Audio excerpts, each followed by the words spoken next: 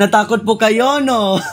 Total naman po at tayo ay nagkakatakutan, nagsusuot ng pang-Halloween, nagtitrick or treat sa mga kapitbahay po natin para manghingi ng candy, o nagpupunta man po sa sementeryo para pagtulusan ng kandila ang ating mga mahal sa buhay na yumao na. Pag-usapan po natin ang patungkol sa kabilang buhay. Medyo nakakatakot ang ating pong pag-uusapan, ngunit kailangan po natin itong harapin sapagkat ito po ay katotohanan. At lahat po tayo ay daraan dito. Ito po ay napapanahon sapagkat ginugunita po natin ang undas o pag-alaalas sa mga mahal natin sa buhay na namayapa na at sa iba pang mga tao na namatay na. Meron pong tanong dito, totoo daw po ba yung mga multo? Kasi halimbawa, kapag tayo ay inutusan ng ating nanay na bumili ng mantika sa tindahan, minsan makakaraan po tayo sa madilim na lugar. Kung kaya akala natin merong kaluluwa doon o multo na nagpapakita sa atin at susundan tayo kapag kumaripas tayo ng takbo. Pero hindi naman po totoo yun. At isa po ko sa naka-experience ng ganoong pangyayari na akala ko may nakatingin sa akin. Tapos pagka kumakaripas ako ng takbo, sinusundan ako ng multong iyon. Pero hindi naman daw pala yung totoo. Sabi nga po dito sa Job chapter 7 verses 9 to 10, tulad ng ulap na napapadpad at naglalaho, kapag namatay ang tao, di na siya makakabalik sa mundo. Hindi na siya makakauwi kailanman. Mga kakilala niya, siya'y malilimutan. At sabi naman po sa Lucas chapter 24 verse 39b, ang multo ay walang laman at buto, ngunit ako'y mayroon, tulad ng nakikita ninyo. Ang mga multo ay ang mga evil spirits. Kung ang ating mga mahal sa buhay na pumanaw na ay nagpapakita sa atin, huwag natin itong paniwalaan.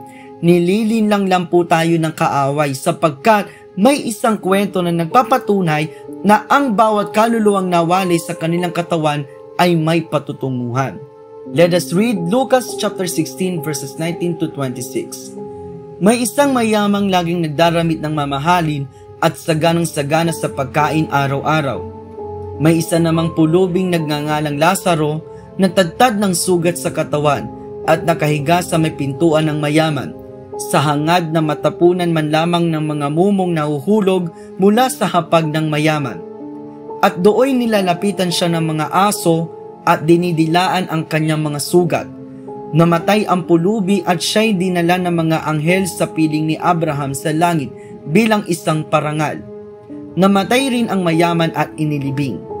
Sa gitna ng kanyang pagdurusa sa daigdig ng mga patay, natanaw ng mayaman si Lazaro sa piling ni Abraham. Kaya't sumigaw siya, Amang Abraham! Maawa po kayo sa akin! Utusan po ninyo si Lazaro na isawsaw sa tubig ang dulo ng kanyang daliri at basain ang aking dila dahil ako'y naghihirap sa apoy na ito! Ngunit sumagot si Abraham, Anak, alalahanin mong nagpasasa ka sa buhay noong ikaw ay nasa lupa, at si Lazaro naman ay nagtiis ng kahirapan.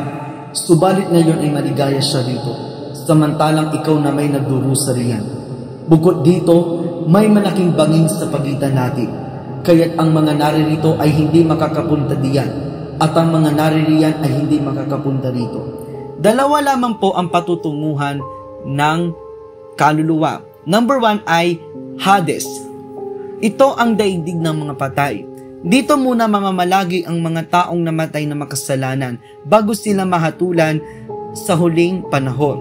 Number 2, langit o paraiso. Dito naman mamamalagi ang mga taong namatay na mabuti at tinanggap ng lubos si Kristo bilang Diyos at tagapagligtas. So ibig sabihin, ang mga kaluluwa ay napunta na sa destination na deserve for them. Maaaring ang bangin na tinutukoy sa kwento ni Jesus ay ang mortal world, na kung saan ang mga yumao na ay hindi na makakagambala pa sa ating mundo. Kung may nananakot man, iyon ay ang mga evil spirits. Sapagkat hanggang ngayon ay patuloy pa rin po silang namumuno dito. Patuloy na dinadaya ang mga tao upang sa huling panahon ay makasama nila ito sa kapahamakan. Since we talk about the final days, dito po papasok ang tinatawag na final judgment o ang huling paghukom, na kung saan i-judge po ang lahat ng tao according sa kanilang mga ginawa dito sa mundo. Mabuti man po o masama ang kanilang ginawa dito. Basahin po natin ang Pahayag chapter 20 verse 12. Nakita kong nakatayo sa harap ng trono ang mga namatay, maging dakila at hamak, at binuksan ang mga aklat. Binuksan ang isa pang aklat, ang aklat ng buhay. Hinatulan ang mga patay ayon sa kanilang ginawa, batay sa nakasulat sa mga aklat. So, dalawa lamang po ang patutunguhan po ng tao. Una ay ang impyerno. Pahayag chapter 20 verse 15. Itinapon sa lawa ng apoy ang sino mang hindi nakasulat ang pangalan sa aklat ng buhay. So, ito po yung mga tao na hindi nakakilala o tumanggap sa Panginoon bilang kanilang Diyos at tagapagligtas. Number 2, bagong langit. Pahayag chapter 21 verse 3. Narinig ko ang isang malakas na tinig mula sa trono. Tignan nyo, ang tahanan ng Diyos ay nasa piling na ng mga tao. Maninirahan siyang kasama nila at sila'y magiging bayan niya. Makakapiling nilang palagi ang Diyos at siya ang magiging Diyos nila. Ito naman pong bagong langit ay, ang bagong langit po ay mararanasan lamang po ng mga taong nakakilala sa Panginoon doon po sa huling panahon.